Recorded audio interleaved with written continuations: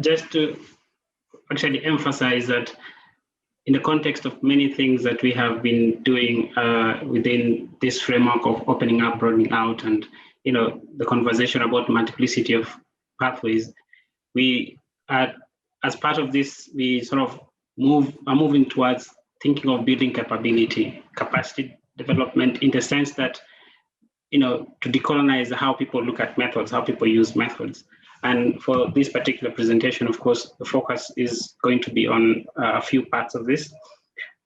First, just giving a context on how we ended up with Africa Sustainability Hub, and then transformed the morph to ARIN, African Sustainable Impact Network, and then the connection between that and why we see it necessary and will contribute to these discussions about decolonizing research and research methods in Africa based on different activities. Ideally, when you look at our context and based on our experience, both within the Africa Sustainability Hub and also the African Research and Impact Network, we recognize that there are a lot of things happening in terms of research. A lot of research is happening, and from researchers within the continent, out of the continent.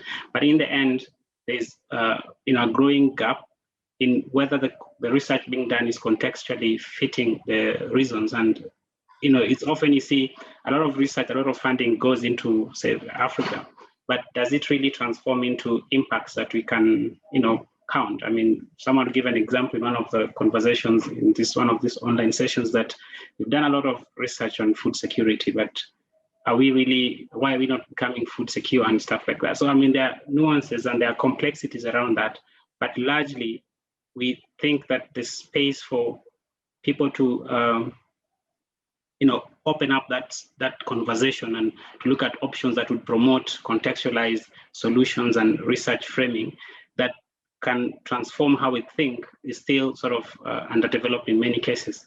And that's the context under which we thought about Africa Sustainability Hub and the Africa Research Impact Network. Ideally, coming from an thought that a lot of these studies, a lot of research collaborations, a lot of the research agenda is mainly top-down. We could almost use the word imposed in terms of the context that doesn't allow for people to think of what we actually can do with the capacity we have, and coming up with homegrown solutions. And just, of course, the last year we've had a lot of issues with COVID-19. And when you're trying to look at that space, for example, realize that a lot of the African researchers have been sort of shocked into reality of the need to have homegrown solutions and to build into that capacity for homegrown solutions. And of course, that brings in the issue of how do we co-create knowledge and sort of challenge power that is incumbent to how knowledge is generated or used. So from that perspective, of course, the Africa Sustainability Hub was part of the global hubs under the STEPS Center hubs, together with, what Patty just explained for Mexico, and we had other partners in India and China. That particular South-South, North-South partnership was actually towards expanding the space for development pathways. And it's in that space that then we were able to do a few things, including some kind of, we did some transformative research using different methodologies. For example, the T-Labs that was also done in Kenya, looking at PEGO systems when it comes to mobile technology and solar technology. So we also did some nurturing of talents. We did some trainings on this, basically expanding the capacity. And we also had some strategic dialogues. People talked about sustainability and what that means for policy. But in all this, of course, we sort of kept missing one thing. How do we continue with the people who've gone through the process of training, learning, have learned about opening up, broadening out? How are they able to foster peer learning and continuous learning among the people who are in that space? The other question we are faced with about how do we pivot the learning and leverage on the skills that have been sort of developed towards making a change?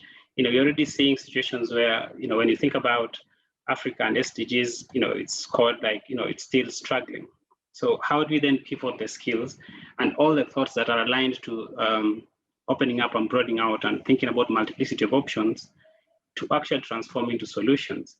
And it's this basis that we were facing with the sustainability hub, that we thought perhaps we needed something that opens up that space and fosters ideally connections that allow for peer learning.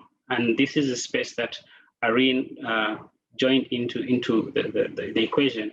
And as a network already, it has over 80 members within the continent, with working at least in 25 countries. The idea is that as a platform, it's leveraging on the work that all these researchers are doing in a way that it can promote some kind of unified voice to challenge what we have in terms of research, to build a capacity that then tries to give a collective sort of action when it comes to agency for researchers in Africa to make a difference. And if you look at that perspective, I mean, we are thinking both thematic areas, but we're also thinking about analytical approaches. And it's in these analytical approaches that you start recognizing that, we are looking at different disciplines. We are looking at different approaches. We are looking at different target groups. We are opening up this space for people to think about solutions that are associated with sustainability development. But now, with the experience from both what we have as the Africa Sustainability Hub and the Africa Research and Impact Network, we now are taking up the whole bit of, as you think about bottom-up sort of approach. We are talking to people, prioritizing things like co-production, prioritizing co-creation. We are looking at not advising policy by, prescriptive methods, but by opening up the space for policymakers to use evidence that, can be able to inform specific areas of outreach and specific areas of action. And in the end, we do realize one important thing, and that's one of the area that this particular project fits in, that we have to start thinking about how to decolonize science and associated methods, and how we actually do the decolonizing of this space. Now, we had a session a couple of weeks ago that was trying to contextualize decolonizing methods and how that fits within the African agenda. And one of the things that emerged was that when you're thinking about decolonizing methods in the African context, you have to think about free thinking, basically being able to innovate and engage in that innovation that can contribute to scholarly activism. There was a question earlier, I think someone was asking about how do we then challenge the normative, the priority set by certain, so for example, agencies. And one of these spaces is in scholarly activism. And when we try to unpack this definition associating free thinking and the capacity to act, the agency of the researchers, we end up with, for example, push for free thinking. And free thinking is not in the sense that now let's do things however we want, however it comes, however it falls into place, but more about thinking about the context that we work in, the knowledge that is already available with the local experiences, and how to challenge basically the dominant ideas, not that they're not good, but gives us a space to start thinking of how to create change, how to articulate some of these methods and bring them to a level of implementation at our own context. The other aspect of this is, of course, challenging incumbent power. And this is highly associated with the fact that when you think about coloniality, there's association with, political sort of rule, the colonial rule over certain, kind of subordinate countries. But now, moving on, we are looking at decolonizing as an aspect that challenges what is already there, which requires that we have to come up with counter aspects around how to move the normative, how to change what could be considered incumbent.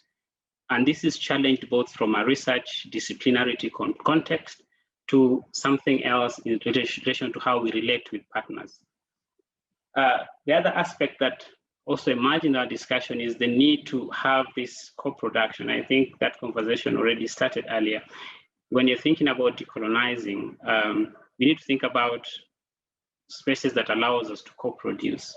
And co-production requires that we are context specific, we are context-based, we open up space for pluralistic views by explicitly recognizing some of these options, both what we know and what we don't, but in the sense, trying to articulate specific areas of goals that we can achieve within that context, and of course, make that space interactive. Now, the other thing that also emerged is that when you think about decolonizing methods, you can't go without looking at the philosophy behind a lot of the things that happen, the space that it opens up for what has been there before. When you think about, and one of our colleagues was also mentioning the question around Ubuntu in Africa and how that affects the ontology or epistemology that is associated with methods, either in research or in practice. In the end, one of the things that we sort of came out with is that when you think about decolonizing methods, you cannot think about one layer of doing things, one specific area of implementation. There's multiple layers, there are multiple dimensions that are associated with this. In this multiple dimensionality, you can look at, whether within a discipline there are certain powers that are dominating specific research methods. There's also the perspective of, whether someone is male or female, whether they are considered junior or senior, and the relationships that brings when it comes to use and application of different methods. Not to mention the fact that we have north-south, south-south research partnerships and all that. I think the final message in that space, the discussion we had, is trying to challenge in some sense the dominant, the normative, what is to not throwing away, for example, the passive ideas, but also innovating in that space.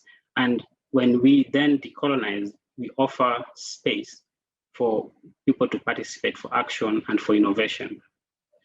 As part of the conclusion in this, we did sort of think about several themes that could be really resourceful when you think about decoloniality of methods, especially in Africa. One of those was basically what already has been talked about a lot in terms of valuing diversity, the space to open up thinking, for the space to broaden out the outputs out of research and that. The other aspect is challenging power, and Lakshmi has put it very well. We need to sort of build some kind of methodological rebellion of some kind. This is challenging power, scholarly activism, pushing for change through research that basically cannot, there's some kind of legitimization associated with that. We cannot do this without integrating this into education system, for example, and therefore philosophical underpinnings that are associated with methods, whether we are thinking about Ubuntu or not, but all that is in terms of the philosophy that underpins certain methods in research. We also need to, at the back of mind, think about decolonizative methods when we are articulating research, and articulation here would not just necessarily mean we are taking a method and we are putting it into this space for us to just customize, but we are considering the pros and cons of different methods and how the implication they have in the different co-production spaces that they provide. And lastly, the space on multidimensionality of research. And, thinking about different collaboration types, different kind of disciplines that could be used to challenge incumbency among researchers and research methods. Based on these lessons that we learned from our contextualizing, we are planning a few activities, and in line with our colleagues in Tumbela and the STEP Center, we are going to have a series of seminars. We are going to have a book project that is going to be based on the themes that we just looked through. And also we are planning to have a summer school later in the year, basically to build capacity that challenges the dominant ideas in research, not to throw the dominant out, but to look at spaces that allows us to open up and challenge that. And ideally, this would require that you participate in the seminars for who are interested and get in touch with us, or contribute to our book. And you're also welcome to either facilitate or participate in our summer school. And without forgetting that within the context that we have, the Africa Research and Impact Network, that particular network also annually incorporates fellows. And in that fellowship, you're able to provide space to engage in ideas, including decolonizing methods. Thank you very much.